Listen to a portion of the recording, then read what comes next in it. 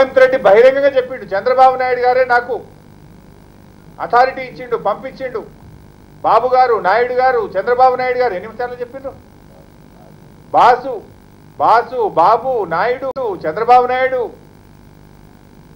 ఆంధ్రప్రదేశ్లో nominated MLA ఖాళీగా ఉంది, నీకు తేడా వస్తే ఆంధ్రప్రదేశ్లో కూడా నామినేటెడ్ ఎమ్మెల్యే ఇస్తామని చెప్పిండు అని కూడా చెప్పిండు.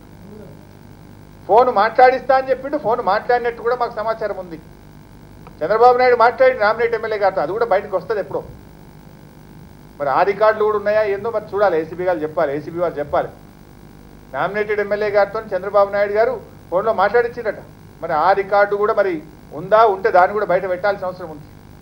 నిజంగా చంద్రబాబు నాయుడు నేను నిప్పులాగా బతికిరా, నేను నిజాయితీగా ఉంటా, నేను విలువలకు కట్టుబడి ఉంటాను, ఆయన మాట్లాడే మాటల్లో నిజాయితీ ఉంటే, ఆయనకు చిత్తశుద్ధి ఉంటే తక్షణమే రేవంత్ రెడ్డి మీద చర్యలు తీసుకోవాల్సిన అవసరం ఉంది.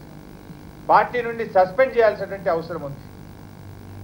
ఎందుకంటే రేవంత్ రెడ్డి ఏమన్నారు, చంద్రబాబు నాయుడే ఎమ్మెల్యేలను బేరమాడమని నాకు చెప్పిండు, నాకు అథారిటీ ఇచ్చిండు, నేను చెప్తేనే టికెట్ ఇచ్చిండు, ఈ అభ్యర్థి నా అభ్యర్థి, చంద్రబాబు తరపునే నేను వచ్చినా అని రేవంత్ రెడ్డి గారు స్పష్టంగా చెప్పారు. అందుకే కావచ్చు మాకు కూడా డౌట్ వస్తుంది, చర్య తీసుకోకుండా చంద్రబాబు నాయుడు ముఖం చాటేస్తుండు, రేవంత్ను వెనకేసుకొచ్చే ప్రయత్నం చేస్తుండు. అంటే దీంతో ఏమర్థమవుతుందంటే చంద్రబాబు నాయుడే రేవంత్ రెడ్డి పంపించిండు అని దానికి ఇంకింత బలం చేకూరుతుంది.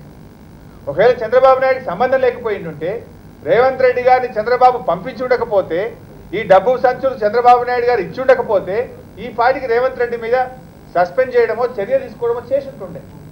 సస్పెండ్ చేయకుండా వెనకేసుకొస్తున్నాడు అంటే దీని వెనుక సూత్రధారి చంద్రబాబు నాయుడే. రేవంత్ రెడ్డి కేవలం పాత్రధారిగానే భావించాల్సి ఉంటుంది. ఈ రకంగా వెనకేసుకొచ్చిన చంద్రబాబు నాయుడు గారు ఒక రాష్ట్రానికి ముఖ్యమంత్రిగా ఉండే అర్హత ఆయనకు లేదు. ఒక రాజకీయ పార్టీకి అధ్యక్షునిగా ఉండే అర్హత చంద్రబాబు నాయుడుకు లేదు. వెంటనే ఈ 2 పదవులకు ఆయన రాజీనామా చేయాలని చెప్పి నేను డిమాండ్ చేస్తా ఉన్నా. తెలుగుదేశం నాయకులారా, నేను సూటిగా అడుగుతా ఉన్న సమాధానం చెప్పండి. రేవంత్ రెడ్డి గారు నామినేటెడ్ ఎమ్మెల్యే ఇంటికి పోయింది నిజమా కాదా? డబ్బులు ఇచ్చింది నిజమా కాదా? ఏసీబీ పట్టుకున్నది నిజమా కాదా? రేవంత్ రెడ్డి గారు తప్పు చేసిండా లేడా?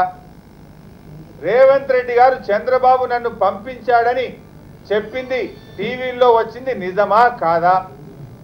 5 కోట్లు ఇస్తానని రేవంత్ రెడ్డి గారు హామీ ఇచ్చింది నిజమా కాదా? ఇగో 50 లక్షలు ఇస్తున్నాం, 4.5 తర్వాత ఇస్తా అన్నాడు. వాట్ ఈస్ 4.5 అంటే 4.5 crores. ఇది నేను టీవీలో చూశాను. ఇది నిజమా కాదా? ఎన్టీ రామారావు గారు తెలుగువారి ఆత్మగౌరవాన్ని కాపాడడం కోసం పార్టీ పెడితే చంద్రబాబు నాయుడు గారు తెలుగువారి ఆత్మగౌరవాన్ని మంటగలిపినరు. తెలుగు ప్రజలు తల దించుకునేలాగా ఇలా తెలుగుదేశం పార్టీ యొక్క పరిస్థితి ఉన్నది. ఆంధ్రలో అక్రమంగా సంపాదించిన డబ్బులను తెచ్చి ఇక్కడ మీ రాజకీయాల కోసం వెదజల్లుతున్నటువంటి పరిస్థితి ఉన్నది. డెఫినెట్గా ప్రజలు గుణపాఠం చెప్తారు. అవినీతికి పాల్పడిన వారిని కఠినంగా శిక్షిస్తామన్నది బీజేపీ పార్టీ.